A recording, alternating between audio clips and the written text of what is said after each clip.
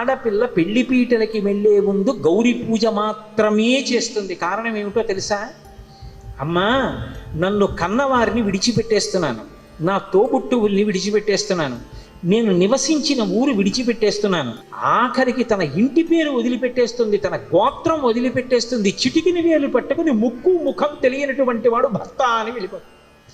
సముద్రాలు ఖండాలు దాటి వెళ్ళిపోతోంది, ఎక్కడికో ఆయననొక్కడిని నమ్మి వెళ్ళిపోతోంది. ఆయన సంతోషంతో చిరునవ్వు నవ్వి పలకరించి ప్రేమతో మాట్లాడాడు అనుకోండి, ఎంత ఆనందమో, నిజంగా ఎంత సంతోషపడిపోతుందో. అదే భర్త కసురుకున్నాడు అనుకోండి, ఒక్క విషయం, నా కర్మ కొద్దీ దొరికావు అన్నాడు అనుకోండి, అంతే, ఆ మూలకెళ్ళి ఈ మూలకెళ్ళి కళ్ళొత్తుకుంటుంది. ఎంతమంది పొగడనివ్వండి, సంతోషం ఉండదు.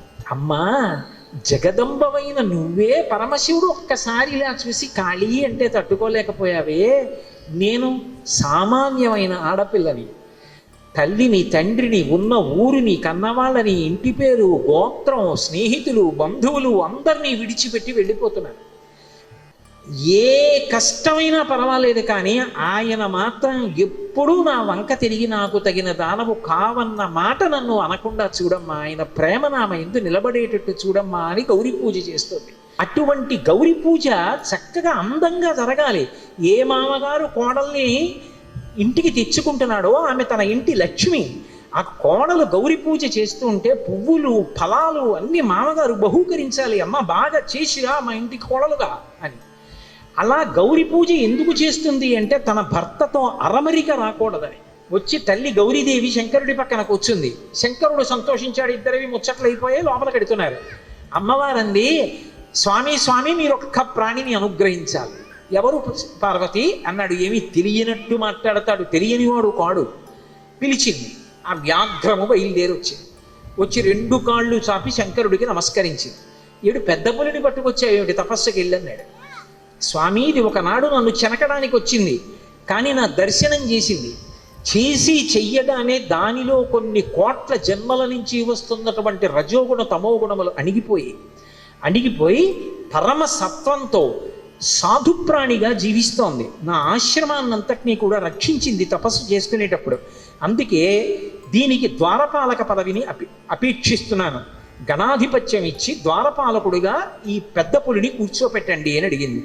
శంకరుడు ప్రసన్నుడయ్యాడు. అందుకే మూకశంకరుడు మూక పంచశతి చేస్తూ ఒక మాట అంటారు, జంతోస్తవపద పూజన సంతోష తరంగితస్య కామాక్షి జంతో యది భవతి పునః సింధోరంభస్సు భ్రమీతి శిలా అంటారు.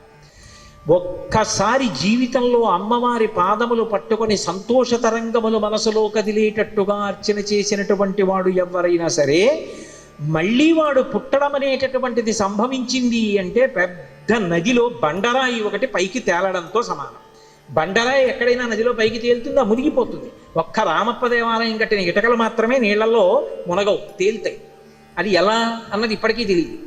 అక్కడ ఇటకలు ఒక్కటే నీళ్లలో తేలుతాయి, మిగిలినవి ఏవైనా ములుగుతాయి. రామేశ్వరంలో రాళ్ళు ఒకటి తేలుతాయి.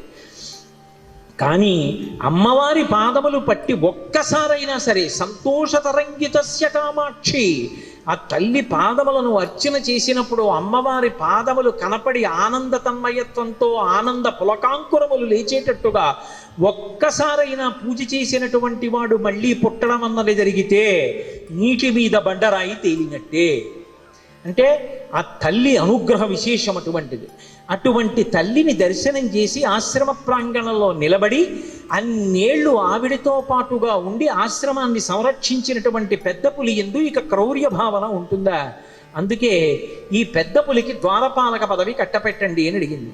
శంకరుడు నవ్వి, ఈ వ్యాఘ్రానికి పేరుంచుతున్నాను, దీని పేరు సోమనంది అన్నాడు. ఆ పెద్ద పులి పేరు సోమనంది. నంది అంటే ఆనందం ఇచ్చున్నది అని, చల్లని ఆనందం అంటే సంతోషకరమైన ప్రవర్తన కలిగినది. అందుకని సోమనంది అని పేరుంచుతున్నాను.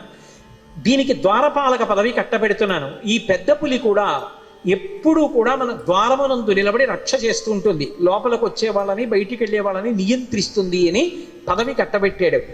ఆ తల్లిదండ్రుల యొక్క అనుగ్రహము ఎంత అవధి లేనిదై ఉంటుంది అంటే, కేవలముగా ఒక్కసారి నమస్కరించి ఒక్కసారి చూసి పరవశించినంత మాత్రం చేత తమ పరివారంలోకి తీసుకున్నారు ద్వారపాలకులు. అలా వచ్చిన వాళ్ళు నంది మహాకాలుడు, సోమనంది వీళ్ళందరూ శివాలయంలో ద్వారపాలకులుగా ఉంటారు.